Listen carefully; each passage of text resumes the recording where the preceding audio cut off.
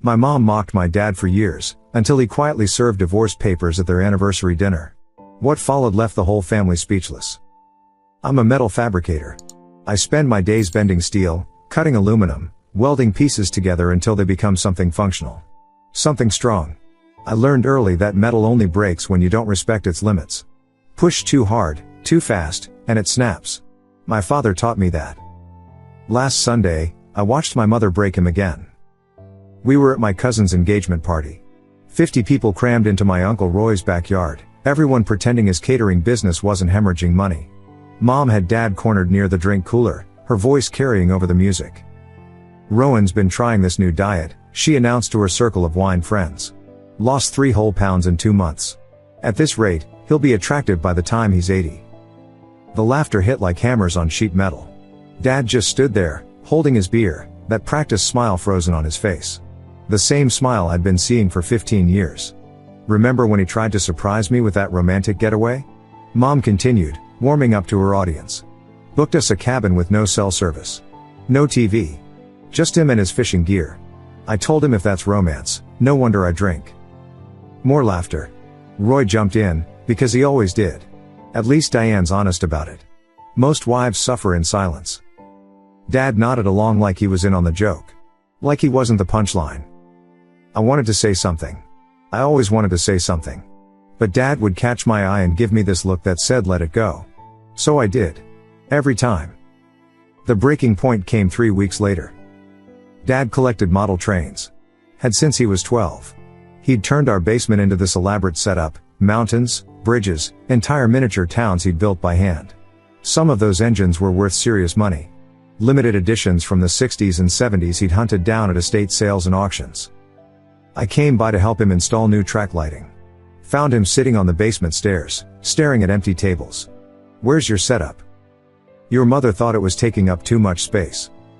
She made you pack it up? She donated it. To Goodwill. Said she thought it was junk I'd been meaning to get rid of. The way he said it. No anger. No surprise. Just acceptance. Dad, that collection was worth at least 20 grand. I know. So fight back. Tell her she owes you. What's the point? He stood up, brushed dust off his pants. She'll just say I should have labeled it better. That I never told her it was valuable. Then she'll bring it up at Thanksgiving, make everyone laugh about how I'm crying over toy trains. That's when I noticed the changes. Dad had always been an open book. Left his phone anywhere, never locked his home office, shared everything with Mom. But lately? Different story. He'd installed a lock on his office door. Started taking calls in the garage. Had appointments on Saturdays he wouldn't explain. Just errands, he'd say. Mom didn't notice. She was too busy with her real estate staging sideline and her wine nights with Teresa, Roy's wife. They'd redone their whole social media presence, posting about living their best life and cutting out negativity. 2 nights ago, I stopped by to return Dad's socket set. Mom was at book club. Found Dad in his office with papers spread everywhere. He closed his laptop when I walked in, but not before I saw spreadsheets. Bank statements. Lists of dates and times. Working late? I asked. Something like that. Dad, what's going on? He looked at me for a long moment. Really looked at me. Like he was deciding something. You know what the problem is with being the joke? He said finally. Everyone's so busy laughing, they never notice when you stop finding it funny. What does that mean? It means I'm tired. And when you're tired enough, you start seeing things clearly. I left more confused than ever. But as I grabbed my jacket from the hallway closet, something fell out of Dad's coat pocket. A business card. Lawrence Stern, attorney at law. Specializing in divorce and asset protection. I put it back. Didn't say anything. But I knew something was coming. I didn't confront Dad about the lawyer immediately. Spent 3 days turning it over in my mind like a piece of scrap metal, examining it from every angle.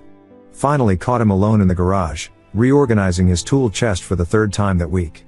Lawrence Stern, I said. No preamble. Dad's hands never stopped moving. Socket wrenches sorted by size. You went through my pockets? Business card fell out. Ah. He picked up a torque wrench, tested the mechanism.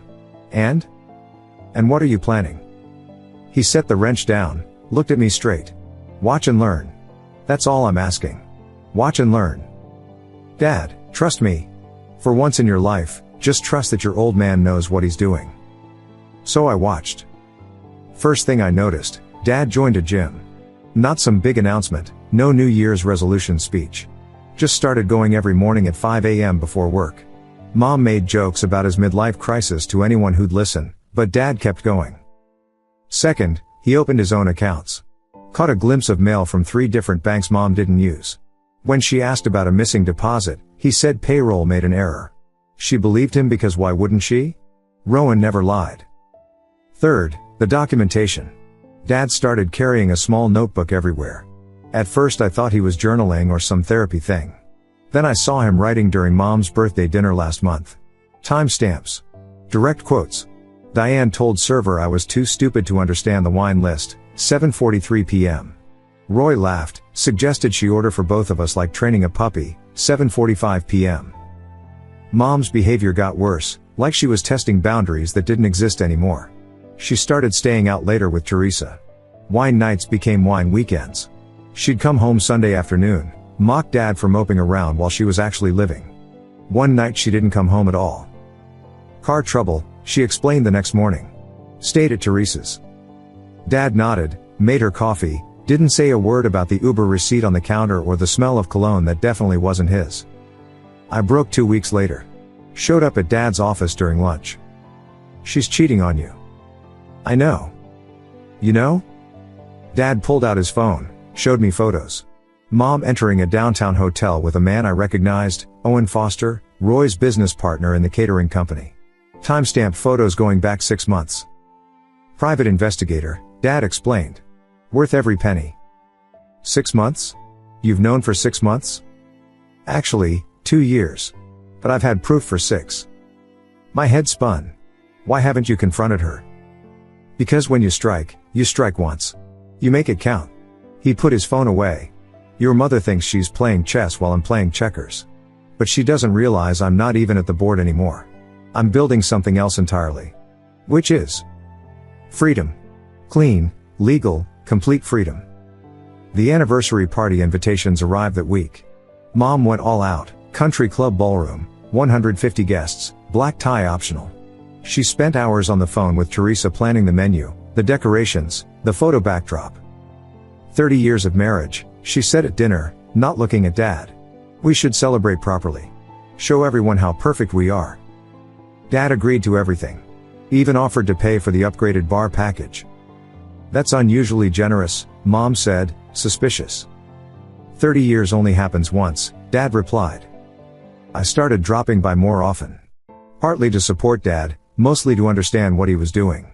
He'd turned methodical in a way that reminded me of working metal, measure twice, cut once, no room for error. Found him one evening in his office, multiple screens open. Bank statements, credit reports, property records. Is that everything your mother and I have built together? Or rather, everything I built while she took credit. He showed me account after account, asset after asset. She never paid attention to the details. Just assumed her name was on everything important. Is it? Dad's smile was different. Sharp. No. Not anymore. Before I could respond, he handed me a small black device. Recording equipment. Professional grade. I need a technical consultant. Someone who understands equipment. For the party. Dad, what are you planning? Justice. The kind that plays well in a ballroom. The recording equipment Dad handed me wasn't some cheap spy shop garbage. This was professional surveillance gear, the kind construction companies use to document job sites for legal protection. Micro recorders, pinhole cameras, units that could capture from 30 feet away in crystal clarity. Where'd you get this? Lawrence has connections. People who help document hostile work environments, abuse cases. This qualifies.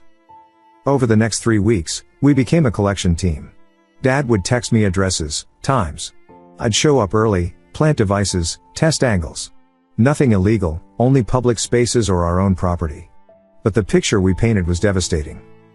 First catch, Mom at lunch with Teresa and 2 other friends from her wine club. I was fixing my truck at the cafe parking lot across the street, recorder aimed at their patio table. Rowan's bonus check came in yesterday, Mom laughed. $15,000. Already moved it to my personal account. He'll never notice. Too busy playing with his tools in the garage like a child. What do you tell him? Teresa asked. That we're saving for retirement. He actually believes I'm planning a future with him. They laughed hard enough to turn heads. Second catch, Mom on the phone in her car, windows down, parked outside Owen's apartment. I was 3 spaces over, pretending to check my engine. No, he won't be a problem much longer. I've got Teresa's friend, Dr. Kemp, ready to sign off on cognitive decline. Depression, detachment from reality, inability to manage finances. 3 signatures and we can get power of attorney.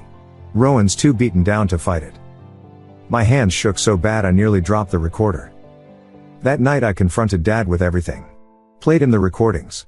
Watched his face stay completely neutral. You knew about this too? Suspected. Now I have proof. He pulled out a folder, thick as a phone book. Want to see what 2 years of patience looks like? Inside, bank statements showing Mom had diverted almost $200,000 over 8 years. Receipts for jewelry, trips, purchases never discussed or shared. Credit cards opened in Dad's name he never knew about. And worse, Roy and Teresa had been using Dad's information to secure loans for their catering business. 3 loans, $90,000 total, all in default. They're stealing from you. Your own brother. My brother stopped existing the day he laughed while my wife called me worthless at Christmas dinner. Dad turned to another section. Here's the interesting part. Photos of Mom and Owen. Not just affairs stuff, business documents. They were planning to buy property together using Mom's savings. The contracts were already drawn up, waiting for signatures. She's planning to leave you. After she gets me declared incompetent, takes everything, and lets me rot in some state facility. Dad's voice never wavered. But she made one mistake. What? She never learned how water treatment facilities work. Never cared about my job. Didn't know that 5 years ago, I restructured everything through a trust for tax purposes. The house, the investments, the retirement accounts, none of it's in my personal name anymore. It's all in the Rowan Meyer Living Trust, which I control completely. So she can't touch anything without my signature. And mental incompetence? Harder to prove when you have 2 years of gym records, perfect work attendance, and a recent promotion she doesn't know about. The anniversary party was 4 days away. Dad had me install cameras in the ballroom during the venue's walkthrough. Mom was too busy harassing the catering staff about napkin colors to notice. I want every angle covered, Dad instructed. Every word captured. What about the slideshow? Dad smiled, pulled out a USB drive. Already done. Sync to play on every screen in the room. Even the lobby monitors. I went through the presentation that night. It was surgical. Every betrayal documented, every crime exposed, every lie revealed. Photos, audio clips, bank records, text messages. The final slide was Roy and Mom's recorded conversation about Dad's life insurance, discussing how a workplace accident would be tragic but profitable. This will destroy them. Yes, Dad said simply. It will. The night before the party, Dad called me over. Had one more piece of equipment. Another USB drive, this one black with red trim. This doesn't go in the slideshow. This is for after. What's on it? Insurance. The kind that guarantees they never come back. I started to look, but Dad stopped me. Not yet. Play it at midnight, 1 week after the party. Not before. Dad, what is this? His expression went cold. The difference between winning a battle and winning a war. The ballroom looked perfect. Mom had outdone herself, crystal centerpieces, white roses, gold accents everywhere. A stage with a live band. Professional photographer. Even hired someone to run a live stream for relatives who couldn't make it. She had no idea she'd equipped her own execution. I arrived early, checked all the cameras one last time. Everything recording, everything ready. Dad showed up in a new suit, actually looked good. He'd dropped 30 pounds, gotten a decent haircut. Mom didn't even compliment him. Try not to embarrass me tonight, was all she said when they arrived together. The first hour was standard family gathering theater. Fake smiles, air kisses, everyone pretending they didn't know everyone else's business. Roy worked the room like he owned it, Teresa hanging off his arm, both of them already 3 drinks deep. Then came the toasts. Mom went first. Took the microphone like she'd been waiting all night for her moment. 30 years, she began, already swaying slightly. 30 years with Rowan. You know what I've learned? That marriage is about patience. Endless, infinite patience. Uncomfortable chuckles from the crowd. Like when he proposed, she continued. So romantic. Got down on one knee at a gas station because he couldn't wait until dinner. Couldn't afford dinner, actually. But hey, I said yes anyway. Love makes you do stupid things. She was warming up now, feeding off the awkward laughter. Or our honeymoon. One night in Atlantic City. He spent more time at the nickel slots than with me. Should have known then I'd always be competing for his attention. These days it's model trains and his little tools. Boys and their toys, right? Tell them about last year's Valentine's Day, Roy shouted from his table. Mom laughed. Oh God, yes. He got me a vacuum. A vacuum. Said it was practical. That's Rowan, practically romantic, romantically practical. The crowd wasn't really laughing anymore. Even Owen, sitting at a table with other family friends, looked uncomfortable. But seriously, Mom raised her glass. Here's to 30 more years of lowered expectations and separate bedrooms. That's when Dad stood up. Slow. Deliberate. Like he was unfolding. The room got quiet. Mom laughed nervously. Oh, does someone want to say something? This should be good. Dad walked to our table first. Picked up the envelope I'd been holding. Then walked to Mom, his footsteps echoing in the sudden silence. He placed the envelope in front of her, right next to her champagne glass. Happy anniversary, he said. Voice calm. Clear.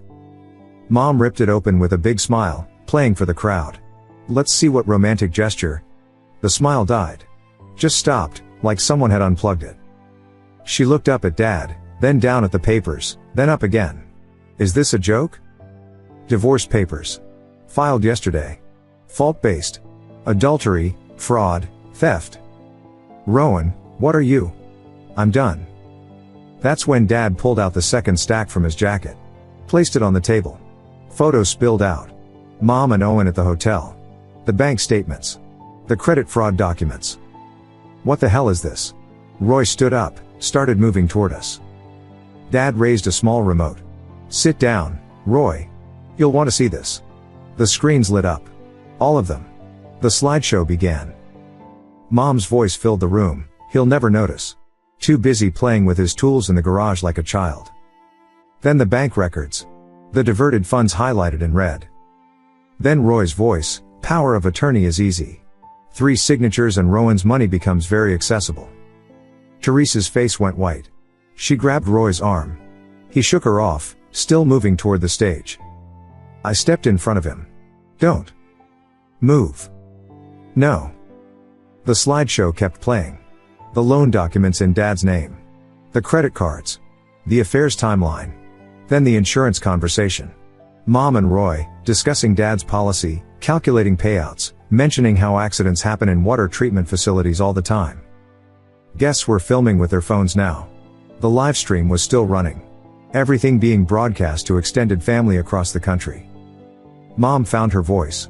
You can't do this. I'll take everything. You'll take nothing, Dad interrupted. The house is in a trust. The accounts are separated. The assets are protected. Your lawyer can explain it to you. Oh wait, you can't afford one anymore. Those accounts you've been filling? Frozen as of this morning. Mom lunged at him, trying to slap him.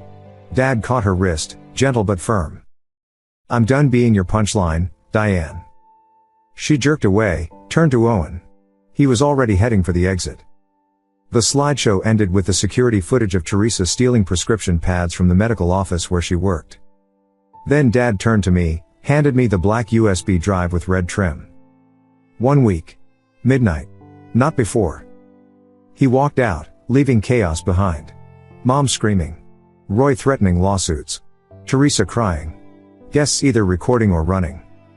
I left too, drive in my pocket, burning like hot metal. The week after the anniversary party was pure chaos. Mom tried everything, called me crying, then screaming, then begging. Showed up at my shop drunk at 2 a.m., pounding on the bay doors until I threatened to call the cops. Posted all over social media about Dad's mental breakdown and abusive behavior. Nobody bought it. Too many people had seen the live stream. Roy went silent, which was worse. Teresa filed for divorce on day 3. Owen disappeared completely, his apartment cleaned out, Phone disconnected, catering business partner nowhere to be found. Dad stayed at a hotel downtown. Calm. Methodical. Meeting with Lawrence every morning, handling paperwork, letting the legal system do its work. How are you so calm? I asked him over coffee on day 6. Because I already won. They just don't know how badly yet. That night, the call started. Mom, Roy, even Teresa. All suddenly friendly. All wanting to work things out. All mentioning they'd hired lawyers, found discrepancies, might have grounds to challenge everything. Your father isn't as smart as he thinks, Mom hissed in my voicemail. We're going to bury him. At 11:55 p.m. on day 7, I sat at my computer, USB drive in hand. Dad had texted me once, remember? Midnight. I plugged it in at exactly midnight. One folder. Labeled insurance. Inside were dozens of audio and video files, all dated from the last 2 years. I clicked the first one. Roy's home office. Clear video, perfect audio. Roy and Owen at Roy's desk, spreadsheets open. The Medicare billing is foolproof, Owen was saying. We bill for premium services, deliver basic, pocket the difference. These old people don't know what they're paying for anyway. How much are we talking? Roy asked. $250,000 just from the Riverside Senior Center contract. My stomach turned. Kept watching. Next file, Roy explaining to someone on the phone how to forge Dad's signature. Rowan's too trusting. Use his social, open the accounts, max them out. By the time he notices, we'll have moved the money offshore. Another file, Teresa in what looked like a medical storage room, filling a bag with prescription bottles. OxyContin. Fentanyl patches. Benzos. She was stealing from terminal patients. But the worst was the final recording. Mom, Roy, and Teresa in Roy's kitchen, dated 3 months ago. The life insurance is $2 million, Mom was saying. Plus his pension, the house, investments. At least $4 million total. And Dr. Kemp will declare him incompetent? Roy asked. Already agreed. But there's a faster way. Which is? Mom's voice went cold. Rowan works with dangerous chemicals. Chlorine gas. Ammonia. One mistake, one accident, and... You're not serious, Teresa said. Why not? He's worth more dead than alive. Always has been. Roy laughed. When? The facility does maintenance every 3rd Sunday. Skeleton crew. He always volunteers for overtime. Next month would be perfect. They kept talking. Details. Plans. How to make it look accidental. How to split the money. How long to wait before Owen could publicly emerge as Mom's new partner. They were planning to murder my father. The last file was different. A document. Dad had compiled everything, the fraud, the theft, the prescription substances, and the murder conspiracy, into a single report. FBI header. DEA case number. Federal prosecutor's stamp. He'd already sent it. At the bottom, a note, they'll come at sunrise. Roy's house first, then Diane's hotel. Teresa's already in custody, picked her up an hour ago when she tried to sell scripts to an undercover.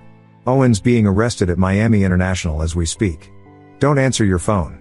Don't talk to anyone. Get to my hotel by 6 a.m. Dad. I looked at the clock. 12:47 a.m. My phone exploded with calls. Mom. Roy. Unknown numbers. I turned it off. Drove to Dad's hotel in the dark, head spinning. Found him in the lobby, 2 coffee cups waiting. You knew, I said. You knew they were planning to destroy you. For 3 months. Why didn't you? Because attempting murder is 5 to 10 years. Conspiracy to commit murder with evidence of means and opportunity? That's 20 to life.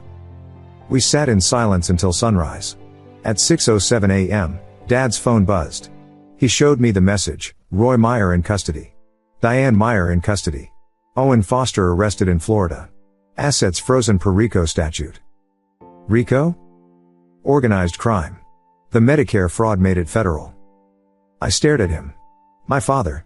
The man I thought was broken. There's more, he said quietly. One more thing on that drive. A file labeled Geneva. What about it? Open it when you get home. I didn't go home right away. Sat in the hotel lobby with Dad until noon, watching news alerts pop up on our phones. Federal raids in Medicare fraud ring. Local woman arrested in prescription substance scheme. 3 suspects in custody for insurance fraud and conspiracy. Mom's real estate friends were already distancing themselves on social media. Deleting photos, removing tags, pretending they never knew her. You should eat something, Dad said eventually. We went to a diner. He ordered eggs and bacon, food Mom never let him eat. Actually smiled when the waitress brought real butter for his toast. How long were you planning this? The divorce? 2 years. The federal case? That started when I found out about the murder plot. He took a bite, chewed slowly. You know what the hardest part was? What?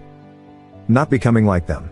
Every night, lying next to someone who was planning to destroy you. It would have been easy to hate. To want revenge that really hurt. This didn't hurt them? This was justice. There's a difference. I went home that afternoon.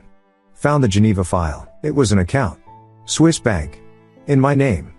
Balance, $500,000. There was a note. The money Diane stole was from both of us. This is your half, recovered legally through the divorce settlement. The rest goes to covering what Roy took. You're a good son. Build something. Dad. I called him immediately. I can't take this. You already have. It's been in your name for 6 months. Dad. Let me do this one thing right. 3 months later, the trial started. Mom got 12 years for fraud and conspiracy. Roy got 25 for the Medicare scheme and attempted murder plot. Teresa pled down to 8 years. Owen cooperated with the feds, got 7. Dad sold the house. Bought a cabin up by the lake, 20 acres of privacy. Started restoring vintage motorcycles in a barn he converted into a workshop. Real restoration, not just mechanical but bringing dead things back to life. I visited him last weekend. Found him working on a 1947 Indian chief, cherry red, chrome gleaming. That's beautiful, I said. Patricia thinks so too. Patricia? The geology professor from the university. They'd met at a coffee shop. She didn't know about the trials, the drama, any of it. Just knew him as Rowan, the guy who restored motorcycles and read books about water tables. She actually listens when I talk, he said, like it was a miracle. We had dinner that night. Patricia cooked. Real food, seasoned properly, nobody counting calories or making comments about portions. She asked about my work, actually wanted to know about metal fabrication. Laughed at Dad's jokes, genuine laughter, not the performative kind. Your father's teaching me to ride, she told me. I'm terrible at it. You're getting better, Dad said, reaching over to squeeze her hand. It was such a small gesture. Normal. The kind of thing couples do without thinking. But I'd never seen my parents do it. Not once in 29 years. After Patricia went to bed, Dad and I sat on the porch. The lake was calm, moon reflecting off the water like molten silver. Any regrets? I asked. 1. What? That I waited so long. Spent 20 years being small. Being the joke. Thinking that was just what marriage was. Why did you? He thought for a while. Because I believed the wrong story. That suffering meant loyalty. That taking abuse meant being strong. But real strength isn't about what you can endure. It's about knowing when to stop enduring. Mom's lawyers are still calling. Trying to appeal. Let them. I have everything documented. Every text, every email, every threat she's made from prison. She thinks she's fighting to get her life back. She doesn't understand that life never existed. It was all built on stolen money and broken people. A motorcycle engine rumbled in the distance. Someone else living their life, going somewhere that mattered to them. You taught me something, I said. What's that? Metal only breaks when you don't respect its limits. But sometimes, things need to break. So you can forge something better from the pieces. Dad smiled. Not the practiced smile from all those family dinners. A real one. Want to learn to restore motorcycles? Yeah, I said. I do. We sat there until the moon set, planning rebuilds and restorations, neither of us mentioning that some things were too broken to fix. And that was okay. Thank you so much for watching until the end. If you really like our videos, please don't forget to like, share, and subscribe. Have a great day.